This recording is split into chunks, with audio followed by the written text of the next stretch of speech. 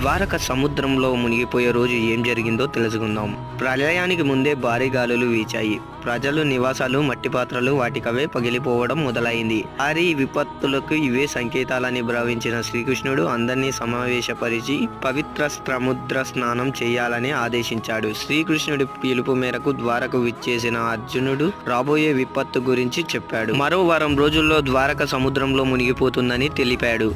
ద్వారక ప్రజలను సురక్షిత ప్రాంతాలకి తరలించమని సూచించాడు. ఆ తర్వాత శ్రీకృష్ణుడు అరణ్య బాట పట్టి ప్రాణాలు త్యజించడం జరిగింది. దీంతో అర్జునుడు శ్రీకృష్ణ బలరాముల సహా యాదవులందరికీ అంత్యక్రియలు నిర్వహించి ద్వారక ప్రజలను సంపదను వాహనాల్లోకి ఎక్కించి సురక్షిత ప్రాంతాలకి తరలించాడు. వాళ్ళంతా అలా నగరాన్ని దాటగానే సముద్రుడు ఉగ్రరూపం దాచాడు. ఉప్పెత్తున ఎగిసి పడుతూ క్షణంలో ద్వారక నగరాన్ని ముంచేశాడు. ఇదంతా ద్వారక ప్రజలు అర్జునుడు కళ్ళ ముందే జరిగింది. మామ